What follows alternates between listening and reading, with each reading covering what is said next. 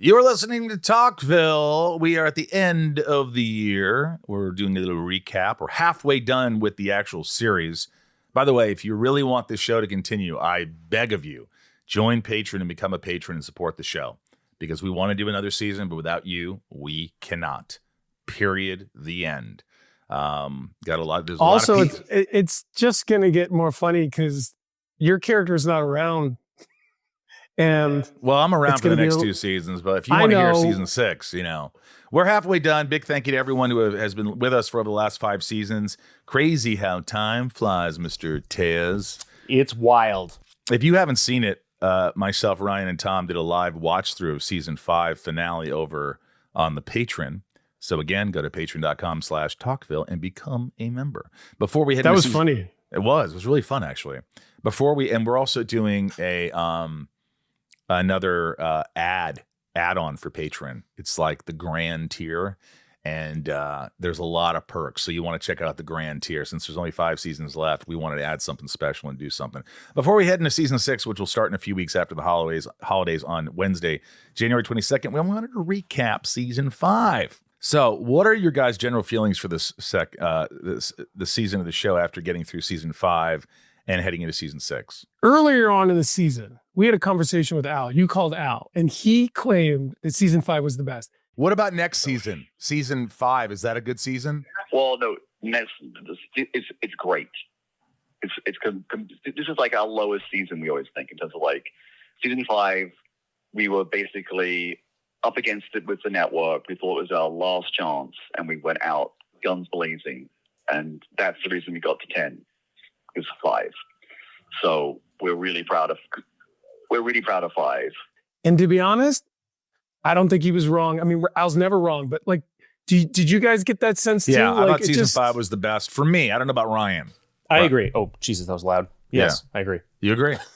Yeah. It just had more action, more character development, intense, some twists. It felt fresh more than any other season. So I hope to hell season 6 is good. It was big picture and small picture. Yeah, so I think it held up. I mean, is it all downhill from here? I mean, if this is the best I don't know. I mean, look, it's the beginning of a lot of changes in the series. Lana and Clark breaking up, Zod's arrival, Jonathan Kent dying, Clark's power being revealed to Lionel. There's a lot of places we can go. So most of you listening already know because you've seen the series, but we don't know. So Ryan doesn't know. I know some things. Well, things get spoiled. It's been out for decades. Plural. Making a sound on. Guest stars in Smallville: James Marsters, Carrie Fisher, Alan Richtson, Lee Thompson Young, Tom Wopat. Guests on the pod: Greg Beeman, James Marsters, Al Goff, Kristen Kruk, Erica Durance. We've had a fulfilling season. I think everyone's had a lot of fun, and I love having guests on to sort of like if they can remember anything or about their time. It's who has been your favorite? Al. It's always Al. It's just Al because he explains everything. By the way, I don't know if people know this. We don't schedule Al. I mean, when Michael calls Al, he's calling him. And Al is at dinner in Budapest with Miles. Like he picks up the phone. And his memory astounds me. He remembers so many things. So he's always my favorite. I'd love to have Alan on. We should get Alan on. That's funny. Alan Richtson on is who I want to get on. I said before. We should get Alan. We got to have Justin Hartley. Yeah. We got to get. Yeah. Maybe we'll do that season 6 if we have a season 6. Yeah. Thank you for everyone who participated again. We have had thousands participate for the best of season 5, and it's fun seeing where we all differ. So why don't we hand these pages off? I haven't looked at them. I'm going to get these to Ryonian or Ryantist, and we're going to get through this. We're going to talk about this. So Ryan, why don't you take us off? First category is Best Guest Appearance. Best Guest Appearance. And there are many nominees per category. Go ahead. As per the modern Oscars. Number 1, James Marsters in Solitude. Emily Hirst in Fragile. Lillian Luthor in Void. Alan Richtson in Aqua. Lee Thompson Young in Cyborg. Tom Wopat in Exposed. Carrie Fisher in Thirst. Denise Quiñones in Vengeance. Yeah. Not Dennis. Denise. I'd say for me, it's James Marsters because he becomes such a force and he's such a big favorite that it has to be him. He made an impact on the show. I mean, his character changed the series, but yes, I'm biased, but I think Fragile. What's her name? Emily Hirst. Emily Hirst. What do you say? What is it? I thought she did a great What do I job, say? but she just didn't have I a chance to know. affect the Ryan series. knows. So what's the Because answer? I'm looking at the answer. So what's Ryan? Oh. And the winner is. And the winner is, with 43% of the vote, James Marsters in Solitude. Marsters. With a runner-up with 23% of the vote, Alan Richtson. Oh, right. And in third place was Alan Richson's Pecs. Really interesting. Oh, interesting. Huh. How is that? That's not there. Price like that. Next question, Ryan. All right. Category number 2, best explosion / crash. So there weren't enough explosions. Best explosion / crash / crash. / crash. Isn't there? / crash. After Slash has a long night out, he just says Guns N' Roses. / crash, and then he takes a All right. hard nap. What are the categories? All right. Warehouse explosion ending in Lockdown. School bus T-bones Lana in Reckoning. Cyborg Again. totals Lana's car in Cyborg. Choo Choo goes boom boom. Mercy. Zod disciples blow up cop cars in Arrival. Stripper gets ragdolled in Exposed. Forgot about that one. God. Paranoid Clark flips his car in Splinter. House explodes with glass. Fragile. It's a lot of options. It's too many. I don't even care at this point. I forgot them. All right. I mean, Lana gets T-boned. What do you think, Tom? No, it's not Lana because we right. all said that was horrible. School bus. I think it's the first one. Zod. Zod. The winner with 35% of the vote is School Bus T-bones Lana in Reckoning. I was right with T-bone? That one. F-U-T. That stands for F-U, Tom. All right, what's the next one? I voted for that. I remember voting for that one as well because it was impactful. Yeah. It was an emotional. Or I should say Or if Zod. it was Alan Richson, it'd be impactful. The runner-up with 22% of the vote was the warehouse explosion ending in Lockdown. Okay. I think we liked that too. Yeah, we we were watching did. it. We It was did. a good explosion. What we didn't like is the bounce off the was a good barn. explosion. Remember that? The bounce off the barn. That was That was wasn't that stupid. that was the dog.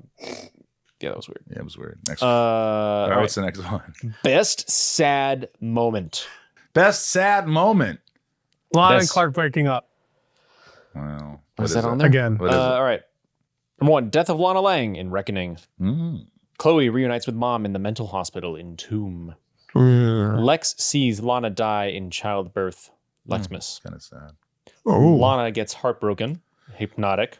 Okay. Death of Jonathan Kent.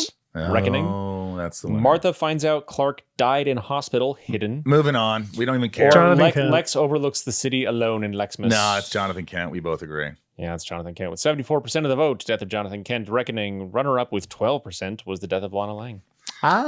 Good voting, guys. Good voting. You're picking the right things. By the way, what a tragic season for Lana. I mean, she was like, Oh my God. It's always a tragic scene with Lana. Season. Lana.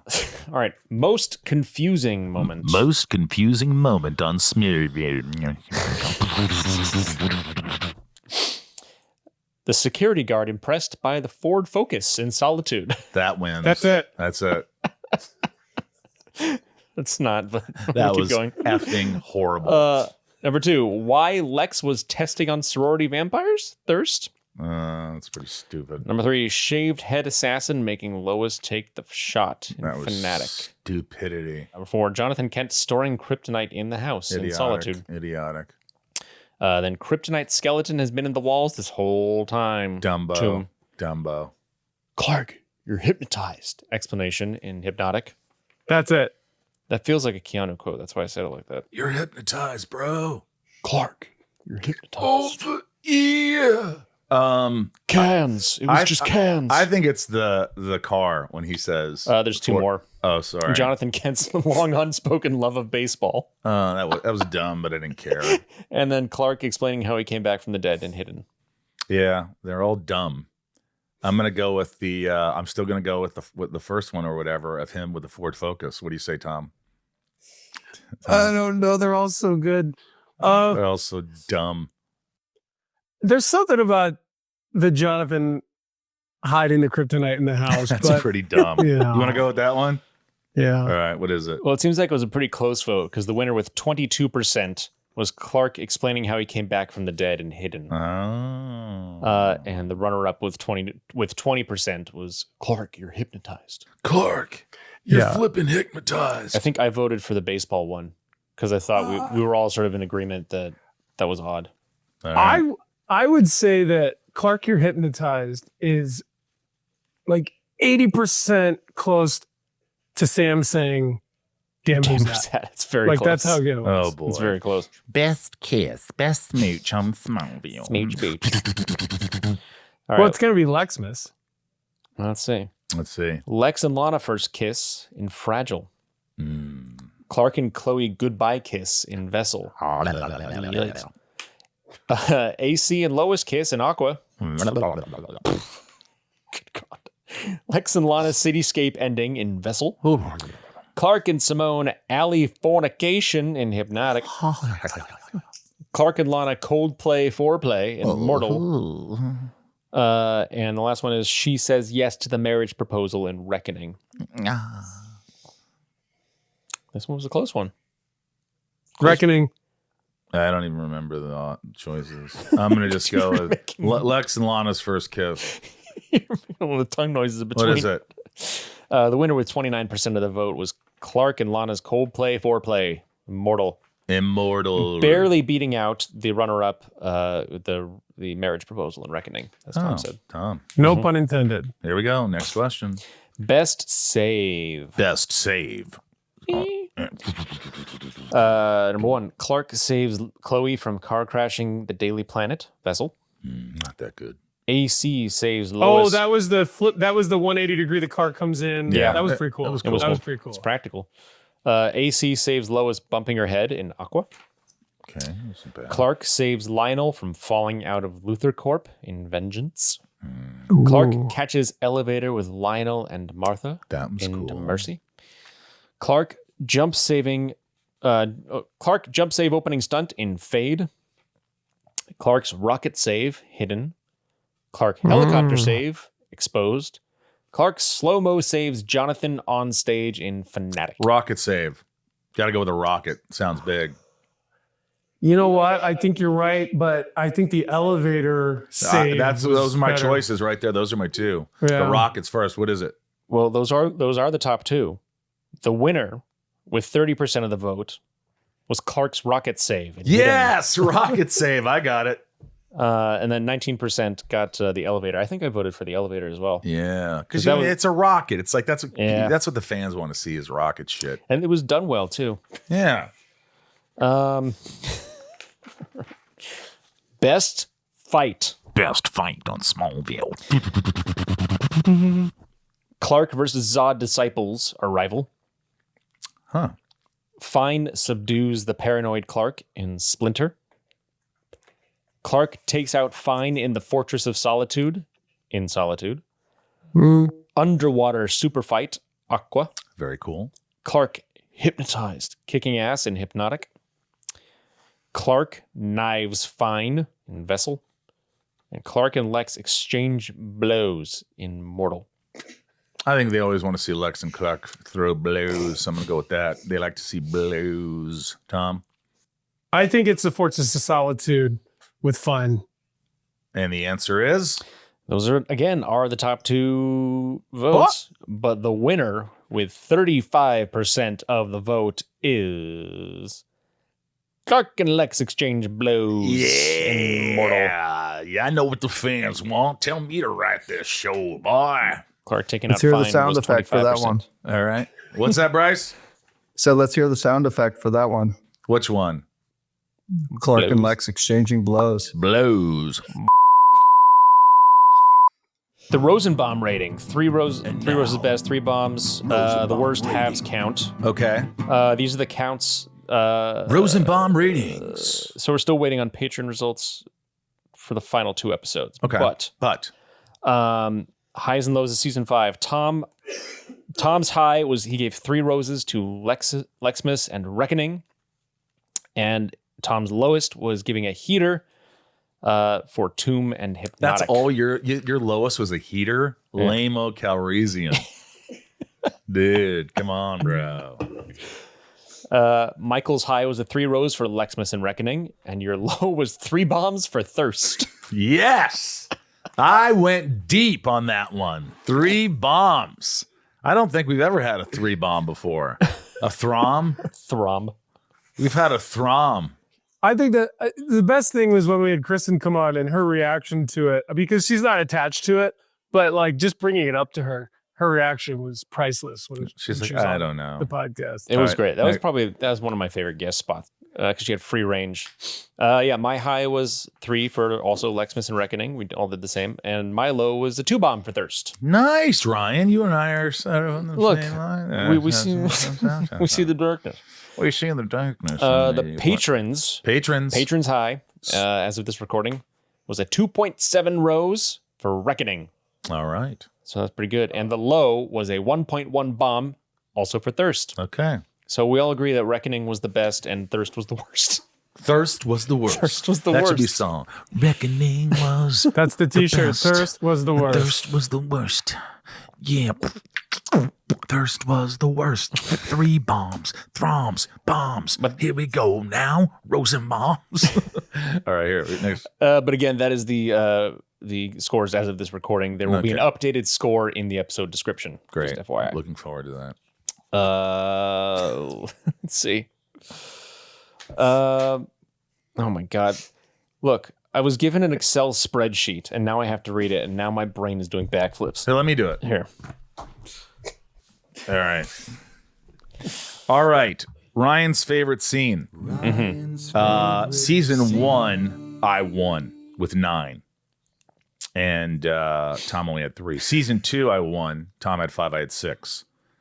We tied 7. Season 3, we tied.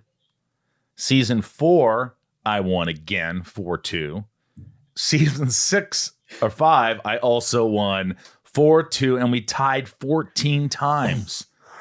Tom. Overall, I'm up 27-16 on Tom. Nobody got it 18 times in the series so far, and 50 times tied. And wow. So apparently, remember that kid? Apparently, I've never been on live television before. And I get the remote control because Grandpa's playing Powerball. I love that kid. By the way, a big congrats to Bryce now with 3 children for his twins. Very happy. I'm sure he's a great dad. He works really hard. Fun season. Lots to do. We thank you guys for joining us all these times, all these episodes, all these seasons. And thank you for supporting us. It's been a long ride, a fun ride, and we'll be back in January. So get your questions ready. If, the patrons keep supporting, we're going to be doing this season 6. So get ready. We love you. Ryan, it's always a pleasure, my friend. Thanks for having me. Thanks. Tom? Love you guys. Good to see you. That's about it, folks. Listen, we've had a lot of people say they're excited for us to get into season 6. So if you want your question asked live on the show, start calling the hotline 213-538-2883. Just mention the episode and reference, and whatever question you have, keep them to 30 seconds or less, please. And if you want to know which episode we are getting ready to record so you can ask ahead of time, visit talkvillepodcast.com/hotline. All right, before we go, we leave. We're going to take off here. Got some lunch. Here are a few highlights from our time in season 5. Thank you, Bryce. Talkville is brought to you by AG1. Tom is here. I'm here. We have talked about AG1 for so long. Even some of our patrons use AG1. It helps so many people. And talk about for energy, for focus. It really helps us, especially when we're traveling, Tom. AG1. Yep. And what's great is, instead of taking all these vitamins every day that, I just hate taking pills. Yeah. And this thing, you just put 1 scoop into water and stir it and start a healthy routine. It's got these prebiotics, probiotics, tons of stuff that is just genuinely good for you. Yeah, I just did a con in Germany. I keep talking about, but I was there for 3 nights and the jet lag and everything else. But I took it on the plane on the way there, and then I took it on the way back. And I really think it helped. Yeah, I just think it's something that if you're like struggling and going, I don't know how to take 1 step forward, just the first step. Yeah. Wake up every morning and do this. Build this in your routine, and you'll see a difference. Tom and I both see a difference, or we wouldn't be talking about this product. And so many people really love AG1. You know, staying motivated, eating healthy during the holidays is a challenge. It's like, how do you approach that? Well, it's like, you know, again, here's a good start. Here's a good start. You know, it's something I don't live without these days. So this new year, try AG1 for yourself. It's the perfect time to start a new healthy habit, and that's why we've been partnering with AG1 for so long. And AG1 is offering new subscribers a free $76 gift when you sign up. You'll get a welcome kit, a bottle of D3K2, and 5 free travel packs in your first box. So make sure you check out drinkag1.com/talkville to get this offer. That's drinkag1.com/talkville to start your new year on a healthier note. Let's time how long Lex does this to Lana. Oh, the choking. It was like like a long 11 time. minutes. It was. Let me see that. It was a lot. It's still going. It's still going. This happens for a long time. Yeah, maybe she liked it. He I'll liked see it. in court. Maybe they liked it. Go ahead, Ryan. Oh, Jesus. In an interesting twist to all this, Chloe realizes that Clark is not a meteor freak like everyone else in Smallville. Smallville. That's what we walked into at the beginning of this episode, right? Yeah. See? I farted that time. Oh. See, I admit it. I Mine don't can't wait smell. to see if it smells. No, it doesn't. No, I can't wait to wait. It doesn't. I'm telling you now, they never do. I Ryan? can't wait to see if it smells either. This episode has been brought to you by Smallville. AG1. Yes. Okay. So, title Lexmas aired December 8th, 2000. Ryan, What's up? I noticed you're wearing a Santa's hat. I'm celebrating. We got to get into the spirit. I know this is coming out not during Christmas time, but we got to get in the spirit. I really appreciate that, Ryan. I think that's very Look. festive of you. Thank you. Did anyone think that the kid looked a lot like Clark? Just saying. Yeah. Yeah. More like Clark. Oh, yeah. So Right. they're just rebuilding somewhere It's a else. neighbor. They're helping out. Yeah. Well, so that's good at least. But also, I missed something here as an actor. Like Clark obviously can like put like power drive things into the ground pretty quickly, but it still takes him 7 times to hit a nail in. Well, he's not being now. normal. He lost his powers. He lost his powers. Remember, he's bleeding in the last episode. Oh, good point. So now he's a real person. So he's enjoying being normal. Now he's just an idiot. The last survivors of Krypton, Aether and Namek. I hope I said that right. the worst 2 Aether. assassins to be sent. Yeah. Like, in this episode, like literally in this scene, you're like, they sent these 2? Oh my god!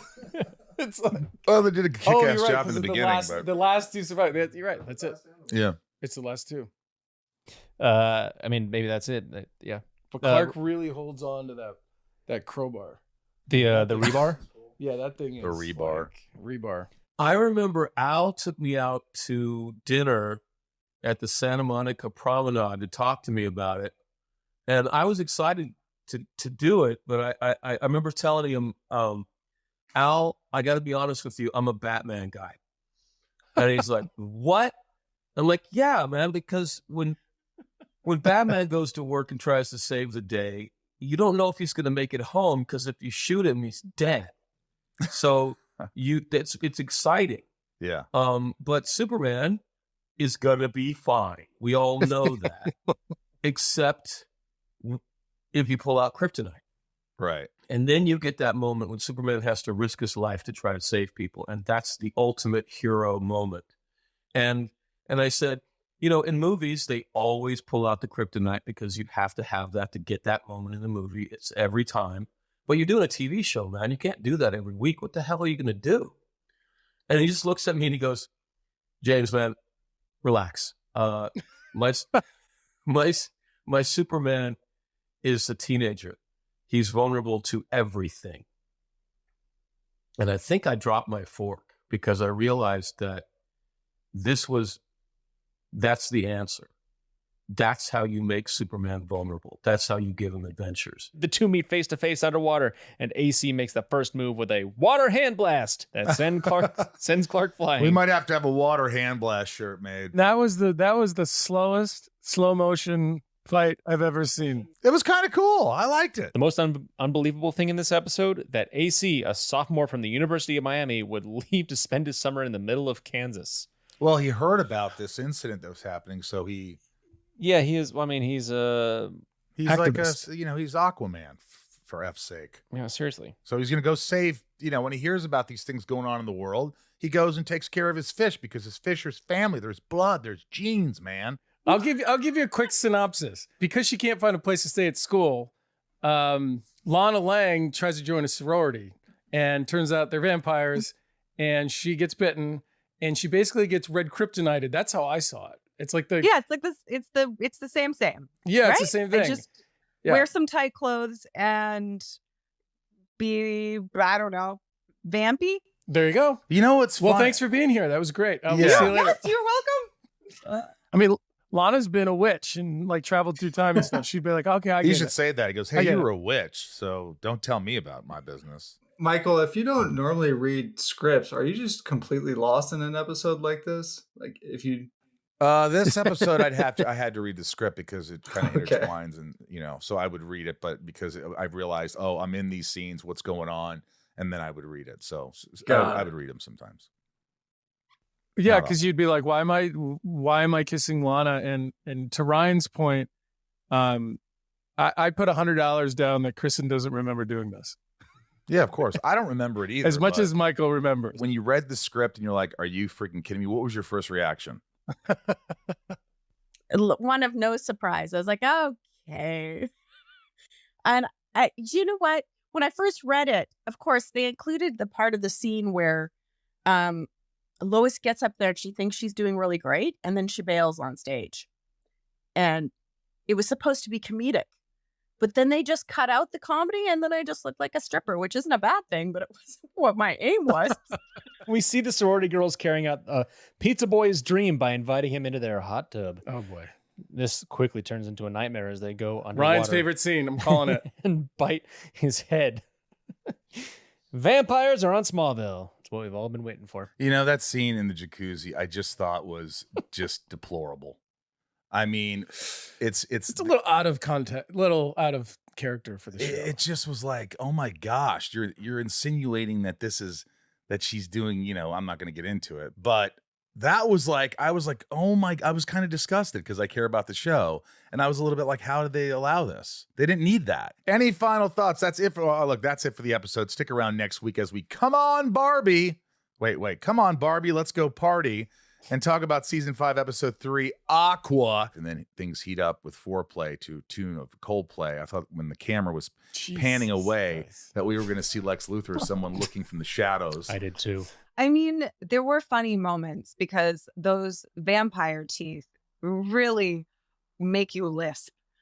So all of the lines are like, so I don't know who I was coming after, but I was lisping the whole time. But you're supposed to be scary and threatening, but no. Would you stop in the middle of it and just laugh when you were lisping? Yes. Did they have you ADR and redo the dialogue? Oh, I'm sure I did. Yeah, I don't remember doing it, but I know that I was lisping. There was no way I couldn't. I kept having the It's like, teeth in the way of my tongue. I think I want to suck your blood. Oh my God. Exactly. Miles and I knew that this would be the episode that Jonathan died. John Schneider didn't know that until we told him at the beginning of the season. Not very happy. So, and oddly, I think Kristen was kind of annoyed that she didn't die in that episode. But She wanted to die. I think she wanted to die at that point. Yeah. But When you're in a scene and you're trying to hold the upper hand for your character, the idea that you have a loaded gun in the back of your shorts, right? Or your pants. Like you're holding a weapon that they don't know about. But then they have a jacuzzi. And then they Jacuzzi. A bazooka? No, An Uzi? Uzi. Uzi. But you don't know I'm that. still stuck in the jacuzzi scene You are. from the opening of this episode. That's why I said jacuzzi. She did say Uzi. jacuzzi. That's because I was thinking jacuzzi again. That scene just baffled me. You're definitely like, oh my God, the things you had to endure, and the episodes, exposed, and It was exposing. It felt exposed. is this the moment where Lois sees the body in the wall? That is the same reaction as Pete. Holy crap. What is it with people in Smallville seeing dead bodies and responding with such Nonchalance. nonchalance? Damn, who's that? Holy crap. Whoa. Jeez. Holy moly. I want to give some credit to the actor who played the security guard because he's being asked to be impressed by a Ford Focus and enter the vehicle. Like A Ford Focus. He's like, wow, cool car. He's Does this like, have okay, I four-wheel gotta put- drive? No. I'm going to put my big boy pants on for this scene because I got to find something to What a care about. great He probably horn. A CD player? Oh my gosh, you have a radio? No. It's kind of like there's a moment where I'm nervous, but then she was just kind of too awesome. Also, as a side note, just to throw out there to any exotic dancers in the world, you're athletes.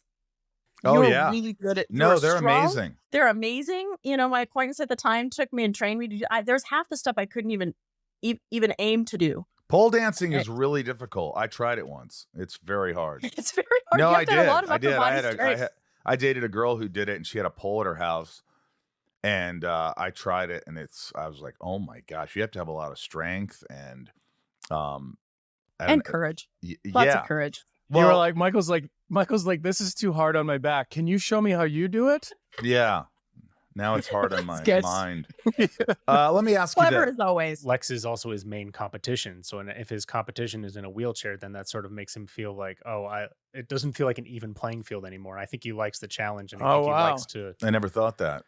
Yeah, I think like he likes to have an adversary. He doesn't he doesn't want to love Lex. He wants him to be like an equal so that they can Or feel spar. sorry for him. Because they do so much fencing in the show together. It's like they just want to Yeah, spar. you can't fence it. Well, you can fence in a wheel. My favorite line of the episode, Clark, you've been hypnotized. That must have been how you threw me across the office. Oh my God. Just so the audience knows, hey, you must be hypnotized because only hypnotized people can throw other people across a room. You must be hypnotized to have super strength abilities. You might be a hypnotized person. Clark, Oh my God. snap out of it. You're not an alien. You're just hypnotized. Later on, we built a set when we were doing like the red, blue blur stuff, which we'll get into. And we had rooftops so we could shoot up. And I really like that because you're more in the environment. But this scene in particular was inside on a stage. Tom, say red, blue, blur 5 times fast. No. Ryan. No. Red, blue, blur, red, blue, blur, red, blue, blur, red, blue, blur. Red. It's hard. Say toy boat 5 times fast. Toy boat, toy boat, toy boat, toy boat, toy boat, toy boat. Can you do it? No, probably not. Ryan, you brought something up about wardrobe changes. Yeah. But can I ask you this? Why does he put on the pilot suit at all? He didn't need He to. doesn't need. Yeah, do you think they're going to look at him and go, oh, that's the pilot? But maybe they haven't seen Milton Fine. So if they did see him, they'd be like, oh, you're the pilot. But he Putting them locked the on. cockpit door. Here's my suspenders. Yeah, that's true. It's like, you're Milton It Fine. tells a Just, story. He didn't need to. And how do you, I don't care. I think that's just honestly, I think that's just an aesthetic choice for him. He's like, well, if I'm a plane, I better put I'm on just a going to uniform. he probably killed the pilot and said, I'm going to wear your clothes. And he didn't have to put them on. He probably He's probably just cosplaying. touched his body and the clothes appeared. Probably. He didn't have to do too much work. He just said, no, I'm going to wear a captain suit. I've always wanted to be a captain for Halloween. So why the hell not? Have you ever had a character that taught you a lesson that you could translate to real life? All right, thank you guys. Walter White. No, I'm kidding. I'm kidding. All right, Ryan. Sort of interesting what you said about the moral quandary. Oh, God. So I'm in a moral quandary. Yeah, that's what, it's amazing you watch something and not like it. And then somebody goes, got- well, the yeah. moral quandary. And you're like, oh, yeah, okay, I like it. Yeah, but No, that's go with your my gut. favorite part about the people calling in with the questions and whatnot. They spark these things in us as Ryan's It experiencing doesn't make right me now. like it anymore.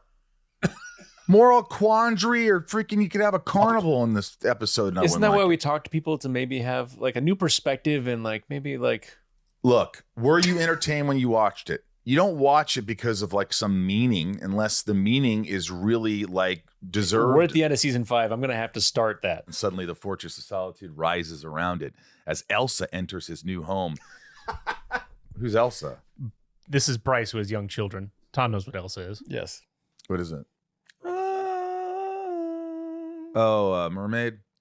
Frozen. Frozen. I don't watch that shit. Working through the main cast, we next check in with Chloe, who narrowly beats out Frostbite as she wakes up in the snow on Hoth. You know what Hoth is? No. Empire Strikes Back. They're in Hoth in the snow, Remember with the Tauntauns? Your tauntaun will freeze before it reaches the first marker. Then I'll see you in hell. I'm more of a Indiana Jones guy than a Star Wars guy. Look, kid. Is that a Michael, name? did you remember him? Because you did like the Justice League cartoon, right? Wasn't he a guy? I didn't remember a cyborg. I thought he was that. He got bar mitzvah with me, but that was Cyborg. Justice League Ultimate? Is that what it's called? Cyberger. Norman Cyborg.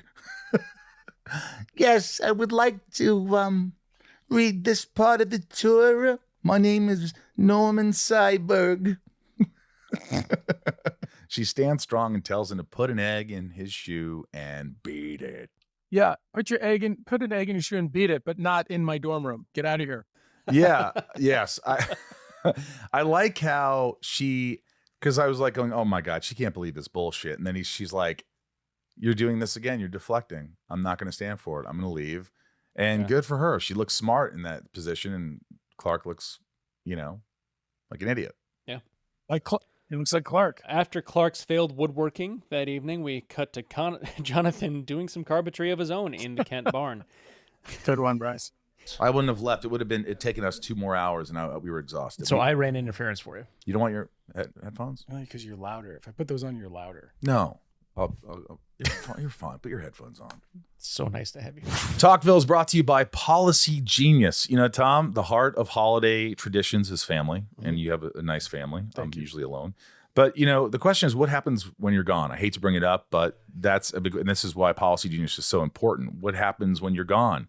Protect your family's future and your peace of mind with Policygenius. Policygenius makes finding and buying life insurance simple so your loved ones have a financial safety net that they can use to cover debts and routine expenses or even invest that money to earn interest over time. With Policygenius, you can find life insurance policies that start at just $292 per year for $1 million of coverage. Some options are 100% online and let you avoid unnecessary medical exams. I mean, Tom, you have a family. You probably think about it all the time. Or when you do, it's like, you don't want them to have to deal with this. No, it's hard to think about even right now. And I mean, I am protected, but it's even just thinking about it is dreadful. So you got to do what you can to make yourself feel more comfortable, make your family feel more comfortable. Yeah. God forbid something happens. So with Policygenius, they compare quotes from America's top insurers side by side for free with no hidden fees. Their licensed support team helps you get what you need fast so you can get on with your life, and they answer questions, handle paperwork, and advocate for you throughout the process. Life insurance is a form of financial planning, and Policygenius is the country's leading online insurance marketplace. Even if you already have life insurance through work, it may not protect all your family's needs or follow you if you leave. Join thousands of happy Policygenius customers who left 5-star reviews on Google and Trustpilot.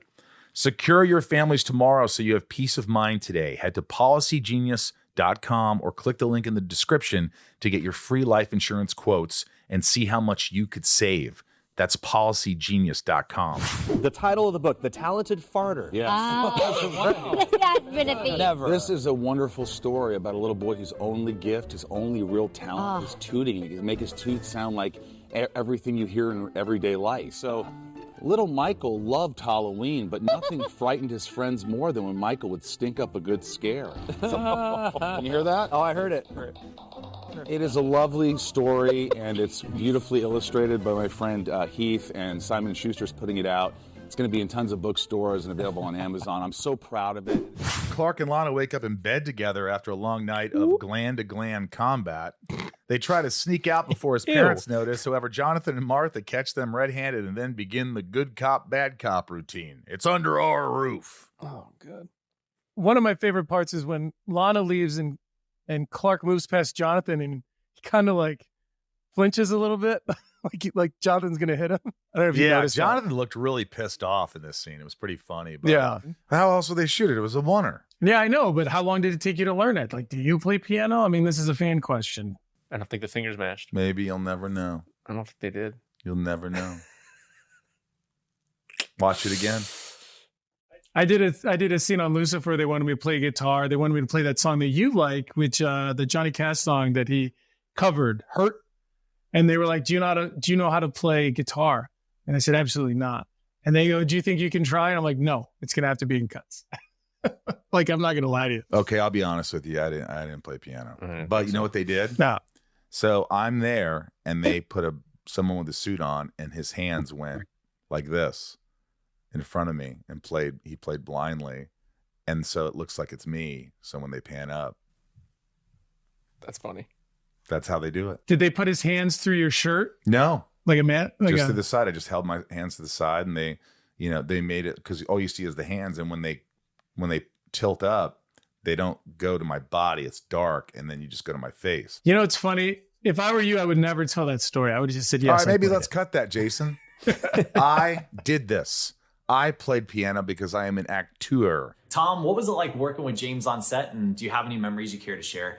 I think he's a phenomenal actor, and of course, I'd love to hear more. Thanks. Yeah, we talked about it a little bit earlier, but in short, I think it's what I always found from him was his curiosity for the scene. You know, he had all these lines, all this crazy stuff he's talking about, and then later, you know, we find out who he actually is. But he was always curious. Every single take, he was curious, which made me curious, which makes him interesting to watch. You convinced me otherwise that you were this. Yeah. You know, you were actually you were a Kryptonian. You were doing well. You were trying to help Clark. Maybe there's truth to this, and I bought it all. My job, as I saw it, was to fool you, to lure you into thinking that I was really just going to be Clark's friend. You know, like, because the vicarious experience that storytelling gives the audience is everyone who watches Smallville is Clark. When I watch Smallville, I'm Clark. And if we can lure the audience behind the eyes of that character, we can provide them with the roller coaster and the journey. Yeah. So in the script, I'm betraying Clark Kent and then convincing him that I'm going to be a good force in his life. And so I've got to do that to the audience so that when I betray Clark, I'm betraying the audience. They're like, God, I trusted you, you bastard, you know, and you get that moment. And so that was kind of the whole thing. This is something that I try to steal from you, and I learned from working with you. And I think I've said this to you before. I had so much fun working with you because you're so thoughtful in a scene, and you're pacing. You're not just getting the words out. You're not trying to get the scene over with. I think you're the one who told me there's only one way home, and it's through this scene. I think you told me that. It was like we were at the university, and we were kind of just like, what is all this? And you're like, hey, man, there's only one way home, and it's through the scene. And I've said that to a lot of other people since. I realized that what my role was on the show was kind of building the culture, I guess, you know, the culture of the production, what the vibe was on set and what the vibe of making the show was. And kind of, you know, making sure quality control, right? After Lionel plays dumb, Lex grabs his head like Fredo and Godfather and leaves the room. I like that. That was my call. I just grabbed his face. Was there a line after that, or were you supposed to just walk out? No, I was just supposed to walk out, and I grabbed his face, and he looked at me like with surprise. I remember him looking at me like, all right, go ahead. You didn't tell John? No, and I remember him looking at me like, oh yeah, do this. And then I just even left. loved it. And that was the one thing that gives you power when you were just so upset you wanted to crush him, but you just grab him and say, and then just leave. I felt like that was power. That was like I could kill you, and I'm not going to. Bleep those F's, please. But no, this is great watching it even right now. And when you grab him, because you probably didn't do it in the wide shot, so you probably surprised him. Yep. And the way he looks at you, he likes it. Yeah, he liked it. It was weird. Now, I have a question for you, Tom, because I tell people this. It's my memory that this happened. Uh-oh. But I don't know if I'm just old and remembering things. I don't, that didn't happen. So I got to check with that. I always want to ask you this. So my memory is that you had told the producers, don't tell me anything that Clark doesn't know. I don't want to.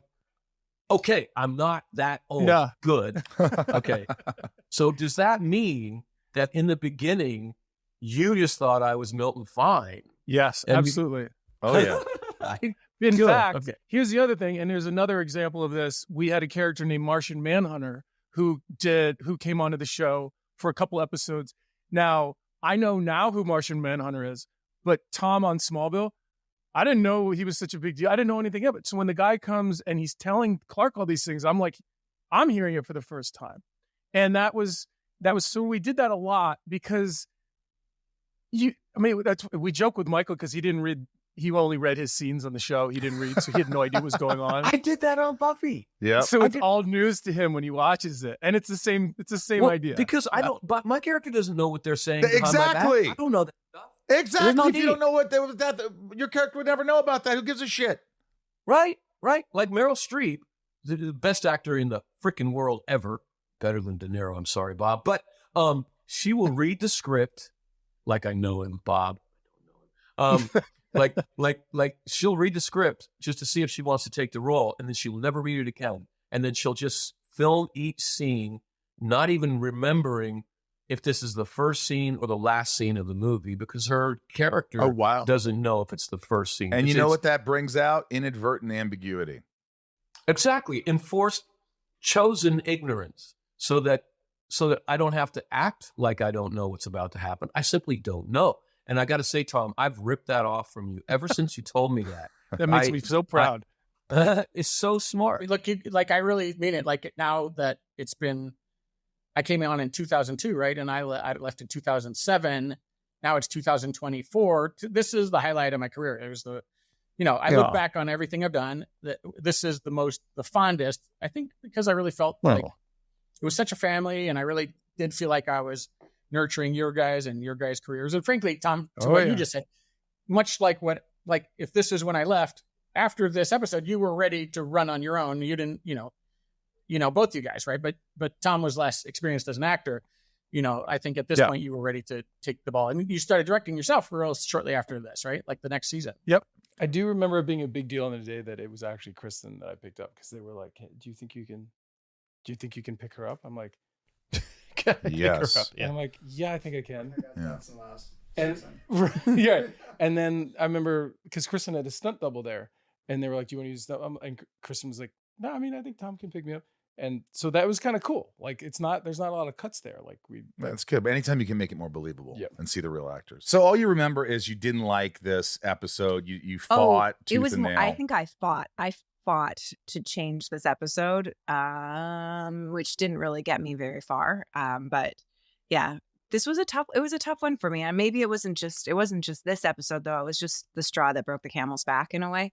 Yeah. But I don't think there are any more for me after this. Maybe there's one thing I have with you, Michael, later, like season 7 maybe. But I feel like this is the end of the sexy Lanas. Their research gets interrupted by a very pale and disheveled Lana as she returns home from her bender. It's hard to make Kristen look like that.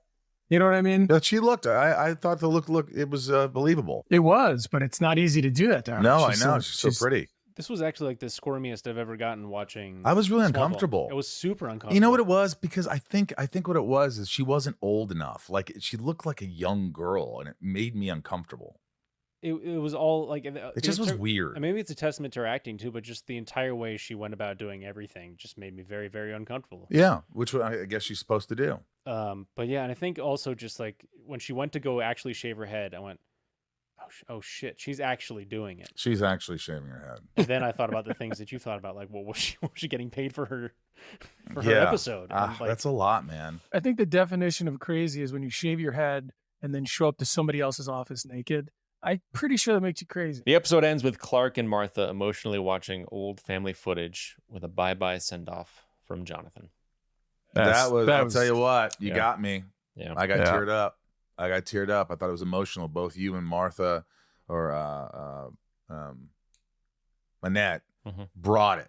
Yeah. This scene, if anything, just completely, I was immersed. I was there. So for that moment, the episode works just based on that moment. It held enough weight to make up for a lot of stuff that was sort of just trivial crap to me.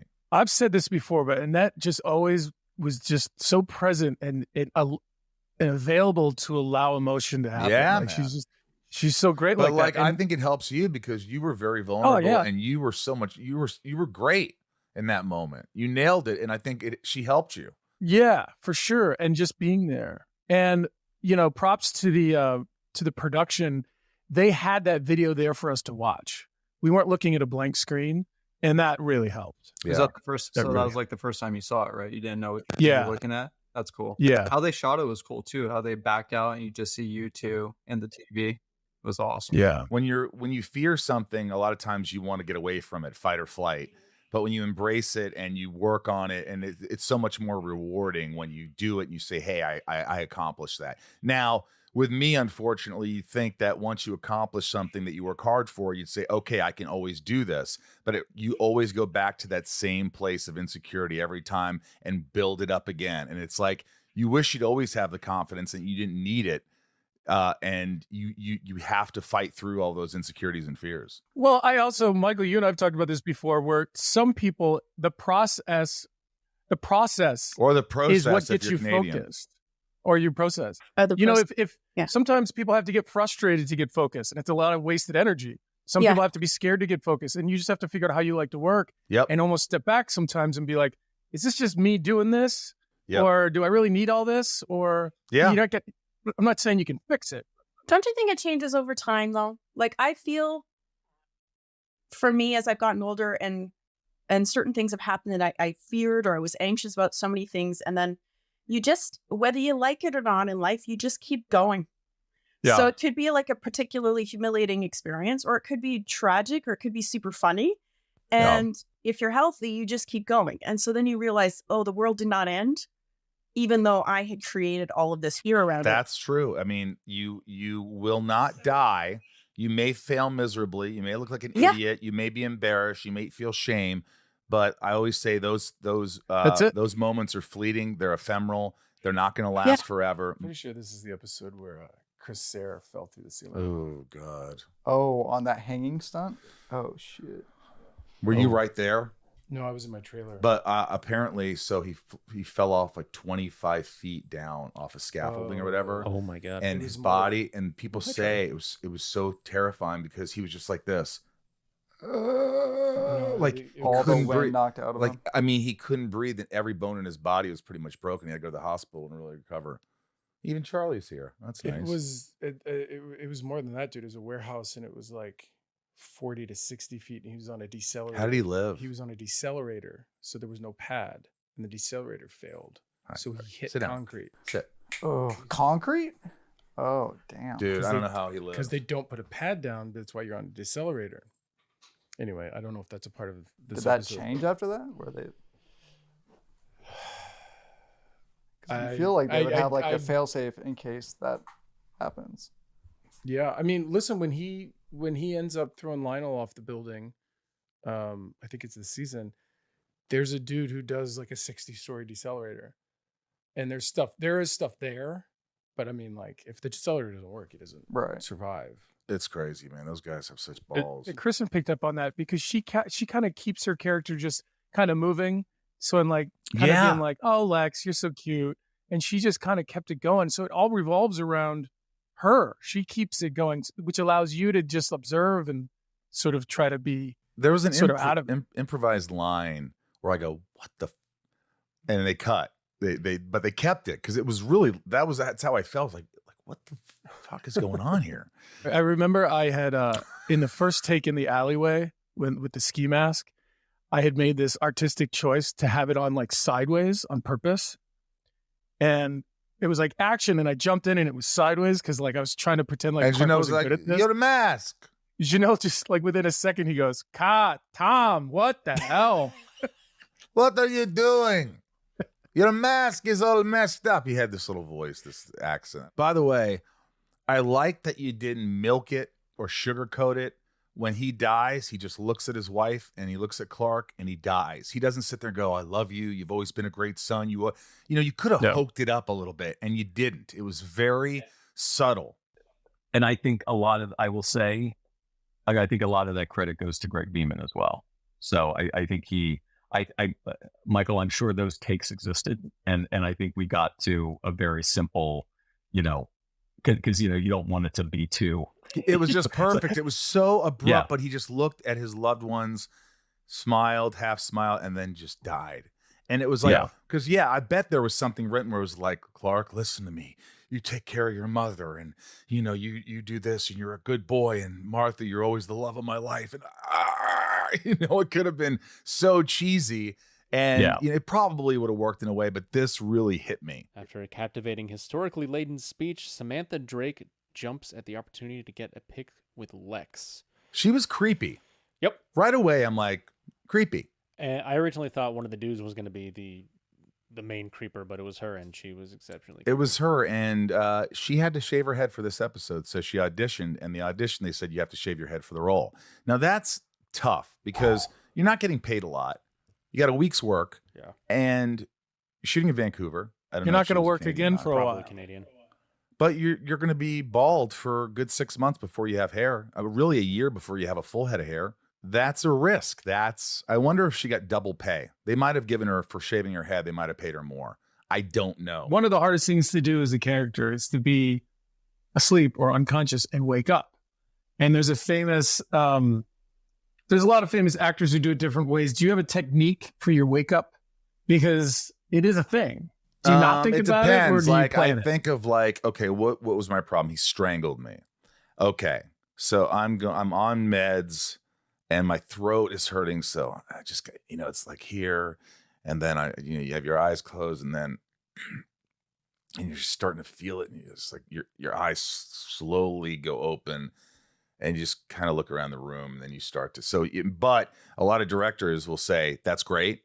Now make it 3 times faster." So then you have to put it together. So you're like, yeah.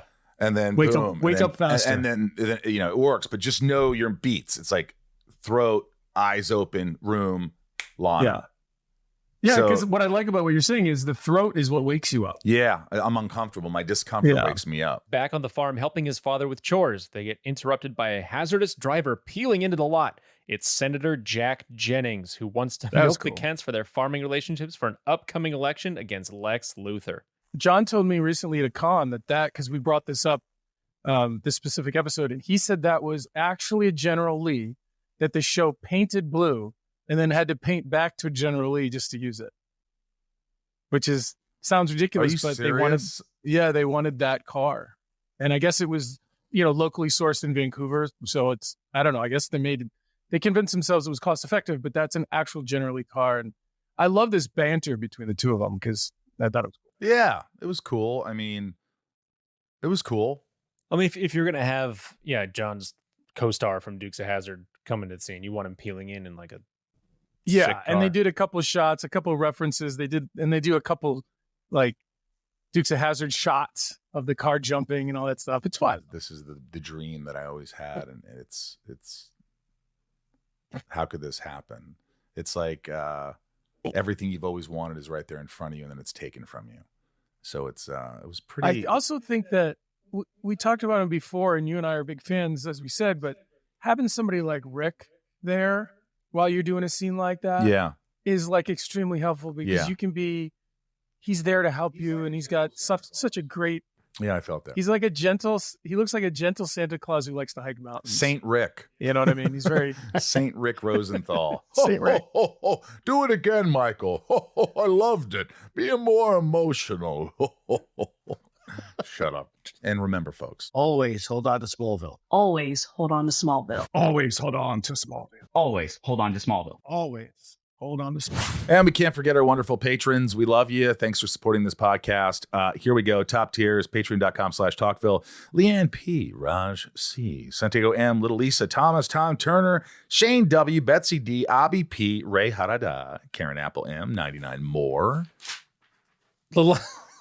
Lalani N, Brett G, always hold on to Smallville, Charlie T, Garrett W, Bob K, Tom N, Jason W, Osama A, and Lana rhymes with Banana W. Nancy D, Brian G, YVR Grips, Amanda R, Teddy 127, Michael B, Ryan R, Jordan M, Randy B, Craig G, and Jarrell, and Heather and Greg. Grether. Love them. I made Talkville say, Kyle, sorry, but Brian H, Eric K, Clarks M, Kristen B, Jeff and Nan Weber, ! Darth Achilles Finky early is on time. Damn, who's that? Jeanette E, Deadvid, General Zod, Theodore, Jam and J, Doug R, Carlos C, Tommy Z, Boston 68, Ken the Limerick Guy, Corey L, Mr. Home Arcade, Claire M, D Brown, Karen Era M, Jules M, Eldan Supremo, Leslie V, Brian P. Can I tell a quick story? I was in Germany just recently, and this dude walks up who didn't speak English, and he was saying these things to me in German, and I was like, what? And he said it again. I was like, what? And he said it again. And the girl who was with me, finally was like, what do you, she was interpreting or translating. And he said it again. And she was like, damn, who's that? Oh my god. Because he couldn't say it in English. He was saying it in German. And I was just like, I love you. I gave him a big hug. Scheiße und sad. Scheiße und sad. All right, go ahead. Mick Birch, Ginger Moose, Christoph S, Michelle M, Leah W, Amanda Lynn, Michael Kine doesn't blank, Sebastian F, Wolfie, Michael and Lincoln B, Briar, Matthew and Lincoln B. Yeah. Briar, Charlene A, Marion Louise L, Caesar AKC, Geo, and Cindy C. Shannon Fofan and Tina E, Matt Maverick, Jen T, Randy S, Cassie B, Brad A, Felicia R, Danny Mo, Maribel, JS, Mary K, Rachel D, Stephen A, Danger, When You're Rich, You Aren't Crazy, You're Eccentric, Carrie Ann, the Alexander Castle, and Daryl E. Jenny B, 76. Anna B, Monica T, Jeffrey K, Pip Kenobi, Katja C, previously on Smallville. Keith B, Cookie K, Libertarian, Danny Z from Cleveland, Biagio C, The Salty Ham, David L, Madison H, Mika J, Kelowna A, My Pups Lex, Shelby Cara. Natalia, Dr. J, Lesser Leather, Never Weathered Weather Better. Dr. G and Dr. T, Kryptonite, Brandon C, Ned L, Flirtatious B, Per 6. Kurgan K, Naman L, Smallville for Life, Bobby B, Kai W, J Burke, Kendrick F, CC Storm, Stacy L, Other Brother Denny, Daryl, Other Brother Daryl, Melanie P, Starla L, that's who Starla L, we just Starla talked about. Lane. Okay, Starla Lane, that's right. Charlie M, Cheyenne F, Bobby and Isa from Queens, AJ Sizen, Heather H, Mikey L, Mickey L, Mickey, I guess it would be spelled, yeah. Manchild Art, Bob and Brett, Team Lex, Allison C. We love you. Thank you for being here. Thanks for supporting us. Tom, we'll see you later.